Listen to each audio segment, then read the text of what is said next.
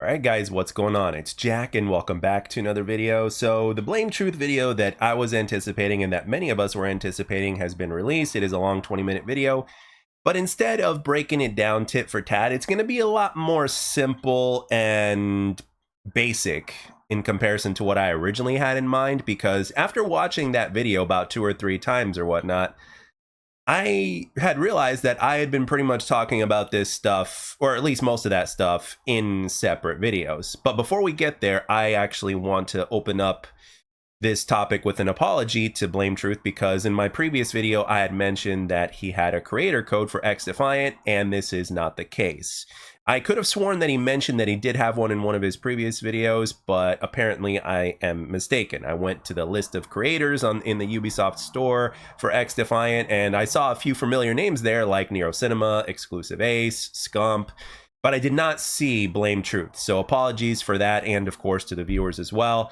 So with that out of the way, let's get into the nitty gritty. So now, when it comes to business, and especially when it comes to whether it's in the video game industry or whether it's beyond, we know that greed knows no bounds at this point, right? I mean, just open your eyes and take a look around you, right? It doesn't really take much to tell, you know, and if you could do some critical thinking skills, it really doesn't take much to notice that the lengths that any companies or a business or whatever, right, would go to earn that dollar, to get that bag, right? And one of the things that has become kind of funny, in my opinion, recently, is that, well, not recently, for years now, but it's so cemented now that it's pretty much guaranteed. And this is what I mean. There's 2 guarantees in life, right? Death and taxes. But I'm going to add a third one into that. And the third one is that Activision is going to make their billions no matter what.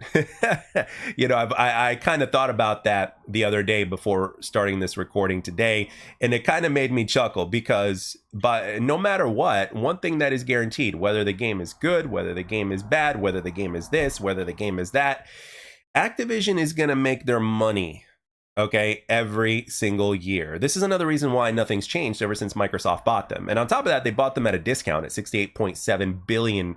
And one of the reasons why they coughed up that kind of money, other than the fact that they got it on a discount, is because they know, it's pretty much guaranteed that they know that they're going to get their returns and then some, right? And that's part of how everything works, really. So would it surprise me, and especially it being at my age now, would it surprise me if it ended up that everything that Blame Truth is saying is 100% accurate? Now, I'm not saying that Blame Truth is possibly lying or making stuff up or anything like that. I'm basically saying that that it is possible that maybe, you know, one of the insider sources that he knows, right, that he's been talking to, could be twisting things. I'm saying that that's a possibility. I'm not saying that it's the case, but I'm saying it's simply possible, right? So again, if we don't know for sure, I'm the kind of person that kind of walks the 50-yard line, and I kind of just observe, so to speak, and I kind of state my opinions based off of that, as opposed to betting it all on this, you know. So that's basically how I operate. So I'm gonna keep it that way until, you know, there's more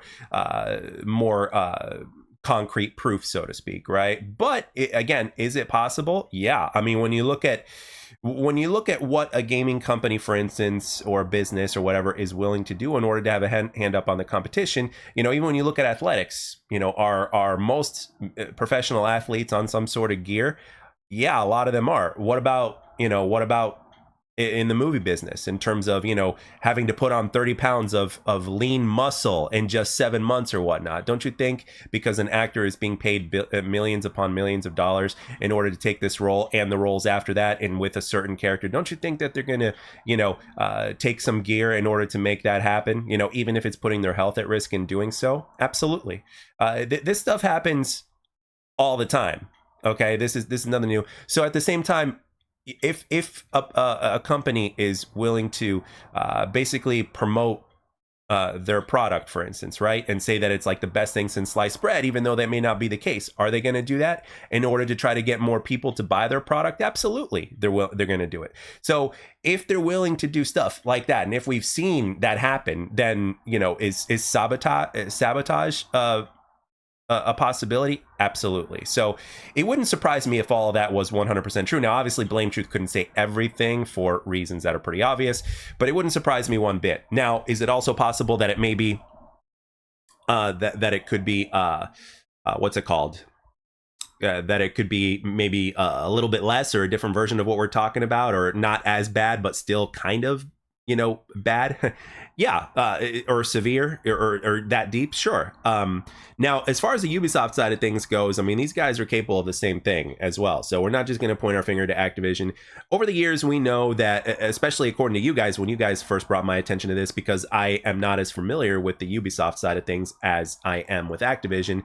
So one of the biggest criticisms that XDefiant has been getting over time is that, again, remember, Ubisoft are the publishers, remember. So with that being said, you guys are absolutely right, especially after I made a separate video talking about this, just like I made separate videos talking about what the Ubisoft CEO has to say about XDefiant, as well as the things that Mark Rubin's been saying. I mean, even when you look at Mark Rubin, like sometimes when he's been mentioning certain things on Twitter, or, like let's say even in one of the XDefiant debriefs or whatnot, he's without mentioning the Call of Duty franchise, he is, he's basically kind of throwing some shit their way in terms of how they've handled things or what decisions that they've made with their games and stuff like that. So all of that kind of comes from a place of passion when you think about it. And there's no doubt, I have no doubt that the devs, as far as XDefiant is concerned, I have no doubt that the devs have a passion, right? And I think it's going to show starting in season 2 for sure. And as he mentioned before, it is a marathon, not a sprint. And I'm one of the few people, the very small few number of people in comparison to the entire population in the gaming industry that is patient enough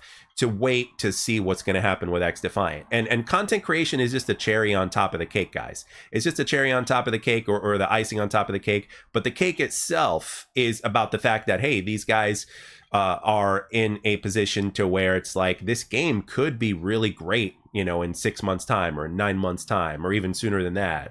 And I try to look at the entire picture of the potential of what this game has, and also of how this game is actually struggling, because there have been games that have struggled throughout their creation that ended up being really great. The first game that comes to mind is Killer Instinct in the fighting game genre scene. Like, if you know about what that game had to go through in terms of ending up how it did, there was like little to no chance that the game ended up being as great as it was, and it ended up happening. And it was all because the developers, despite the fact that everything happened very slowly, despite the fact that there was a small community supporting it as well, despite that, all those obstacles that the game had to go through in order to get to where it was, it's damn near a miracle, And Killer Instinct is actually one of the best fighting games that has come out in the last decade, from every perspective that you can think of. And it didn't start out that way, though. It actually started out being pretty damn bare bones. And then after it was all said and done, and it took some time to get there, obviously, after it was all said and done, that game ended up having support for 4 years, if I'm not mistaken. And the community is still passionate about it. And it's a small community, but that community did end up growing over time. So when I think of those kind of details, it literally kind of mirrors what XDefiant is going through right now. And right now, one of the things that I love about XDefiant is that regardless of whatever side that you're on, whether you're on the XDefiant side, or whether you're on the Call of Duty side, or whether you're somewhere in the middle and you support both games or whatever it is, one thing that I love about both sides is the fact that it is definitely apparent, and not just apparent, but it's proof, whether it's in comment section, whether it's on Twitter, whether it's in Reddit, subreddit, whatever. There's passion within the community, and thankfully, that's all you need. Whether it's, whether you're a community member or a dev, I mean, all you really need is passion. And it's been mentioned by the XDefiant team as well over Twitter, specifically from Mark Rubin as of recently, like that the game is not dead by any means. But is it true that the numbers are down? Yes, especially when you look at, within the limited information that we have. Yes, it is true that the numbers are down, but this is very common in games, including Call of Duty. But it's also possible that players can come back back and forth, and that the game is doing well enough to where things can progress forward, and that's all we want. And the thing is this, guys, it's all you can do is, logically speaking, you can expect the worst but hope for the best, right? And that's kind of where I am when it comes to the XDefiant scene. And when it comes to Ubisoft, and when you guys have stated about, the faults of Ubisoft, and we know their stock is bad, right? We know Ubisoft stock is bad. We know the Star Wars Outlaws game is just completely bombed at this point. We know that the new Assassin's Creed game is getting a lot of controversy around it, mainly negative and stuff like that. So, and has it been known for gaming companies to double down on things that are like not succeeding? Yes, both in the gaming industry as well as the movie industry and other industries, that has happened before, to where they'll double down despite the fact that things are down and that the stock is down and it's plummeting. Yes, it's nothing new there. So is it possible that that's happening with XDefiant, despite the fact that the Ubisoft CEO has basically said that he would like it to be an esports scene in the future, and how he's, you know, supporting the devs, et cetera, et cetera. I'm paraphrasing what he said, you know, because I don't remember. I made a separate video on it in and of itself. But is it possible that even though things could very well be that down, that they're still going to double down and continue to financially support the game? Absolutely. Even though it doesn't make sense to do so, it doesn't. It really doesn't. You know, when you're down, it's like, well, you know, but at the same time, season 3 has yet to arrive. Season 2 hasn't even yet to arrive. We got about, what, 2 weeks until season 2 arrives? So, of course, you know, they're going to continue to support the game. And then it's still very possible that in in about 6 months from now or so, that the game is going to stop continuing to receive that support. 6 months is a long time. You know, well, depending on how you look at it, but you know, because the game's been out for 3.5 months now, so 6 months on top of that, you know, is a good amount of time for the devs to do what they need to do and to release it and stuff like that, and for there to be a difference. So, is it still possible that the game is going to absolutely be that it could drop support after season 3, 6 months later from now? Yeah, that's for sure. We know how fast things can change. We know that the player numbers, for instance, in a Call of Duty game when it comes out are very, very good, right? But then 3 months later, we know that has dropped immensely. We know that most players don't play Call of Duty for the entirety of its yearly life cycle like they used to, right? And that's pretty much true with every single game out there when you think about that. So again, all we can hope is for there to be more meat on the bone when it comes to XDefiant, for everything to be working better, for the content to be there, and to give players a lot more of a reason to play. And in the year 2024, the fact of the matter is this: people are very impatient, right? People are very impatient. So it is what it is, right? And a lot of the people that support XDefiant are patient players. They're willing to wait. Some of them are actually impatient, but they're still willing to wait. So credit to them on that. But again, this is a very small group of people in comparison to, like, you know, if we are down to 20,000 with XDefiant, and we used to be at what, 11 million, but let's just say, you know, let's say the game has 20,000 concurrent players or so, but there used to be 750,000. You know, that's a big ass difference, right? It just goes to show you who the patient players are compared to the players that are not as patient, right? Or some players just didn't like the game and they stopped playing it, which is completely fine. You know, I wouldn't want anybody playing a game that they don't enjoy. But again, is it possible, because this is a free-to-play game, that could change in the future? Absolutely. You could get players back. It is possible. That's one of the beautiful things about a free-to-play game, is that it is possible to get those players back, right? Because when it comes to a game that people have already paid for and it only has a yearly life cycle, like Call of Duty and stuff like that, it's like once that yearly life cycle is done, it's like that game is going to be played less and less and less. Well, with XDefiant, if XDefiant keeps getting better and better and better, and people don't have to pay anything to play the game, then there's always that chance that those players can come back. So depending on how you look at it, is everything that Blame Truth has said possible? Absolutely. But again, it's also possible that it could be a little bit different than what is said. It's possible that things could have been twisted. I mean, we know that companies out there twist a few things. I mean, just look at the way they have basically released their statement about skill-based matchmaking, right? So it's all has to be carefully worded and twisted and stuff like that. And these guys are masters at that. It's what they do.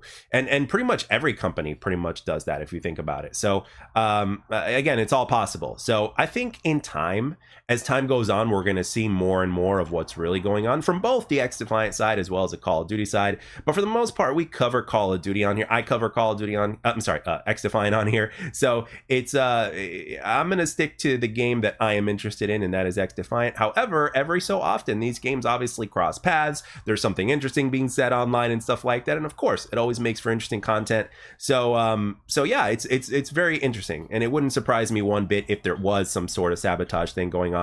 But at the end of the day, at this point, if players really love a said game, whether there's sabotage going on or not, they're going to continue to play it. This is another reason why Call of Duty over the years has become so successful.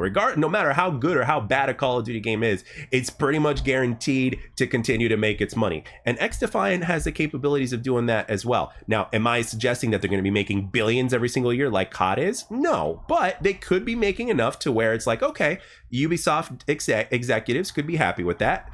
devs are going to continue to get support and to complete and fulfill their vision, and players will be happy playing it. We all win. So, and that's all we can hope for at the end of the day. So anyway, I'm going to end it here and say, what do you guys think when it comes to the whole Blame Truth video? Do you think there's some sabotage going on? Do you think there's not? Do you think it's all BS? What do you guys think? I really want to know down in the comment section below. And as always, I'd like to thank everybody for taking the time to watch and or listen. Hope you enjoyed it. And I'll catch you guys on the next one.